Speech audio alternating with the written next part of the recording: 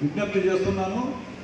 ఒక సుదీర్ఘమైన పాదయాత్ర దాదాపు 223-24 రోజులుగా 3000 పైచిలకు కిలోమీటర్లు పాదయాత్ర చేసి ఎన్నో గొప్ప సభలు నిర్వహించి రోడ్ షోలు నిర్వహించి అన్ని కులాలతోనూ మతాలతోనూ మమేకమై సుదీర్ఘ పాదయాత్ర చేసిన లోకేష్ గారికి ఈరోజు ఈ సభాముఖంగా అభినందనలు తెలియజేస్తూ ఇది తెలుగుదేశం పార్టీకి ఒక గొప్ప మైలురాయి అని చెప్పి కూడా ఈ సందర్భంగా తెలియజేస్తున్నాను.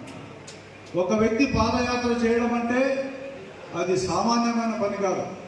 వ్యయ ప్రయాసంతో సహా ఆరోగ్య పరిస్థితులు ఎన్నో ఆటంకులు మనం ఈ పాదయాత్ర సందర్భంగా ఈ ప్రభుత్వము మన యువ నాయకుడికి ఎలాంటి ఆటంకాలు కలిగించిందో ఆఖరికి మొట్టమొదటి సందర్భంగా కనీసం స్టూల్ మీద నిలబడి ప్రసంగించడానికి కూడా అనుమతించకపోవడము, సభలకు అనుమతించకపోవడము, జనాన్ని రానివ్వకుండా కట్టడి చేయడము, ఇటువంటి ఆటుపోట్లు ఎన్నో జరిగాయి.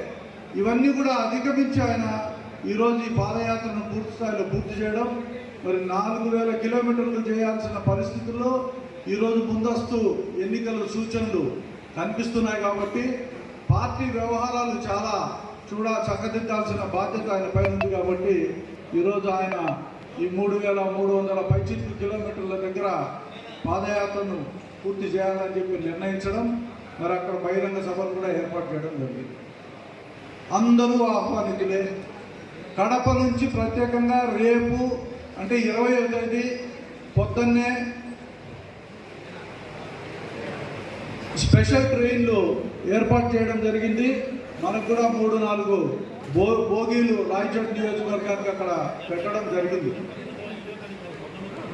19 బయలుదేరి 19వ తేదీన భోగాపురంకి 20వ తేదీ చేరుకుంటారు. 19వ తేదీ కడప రైల్వే స్టేషన్లో అక్కడ 8 గంటలకే 8కి లోపలనే కూడా అక్కడ ఉండాల్సిన పరిస్థితులు ఉన్నాయి.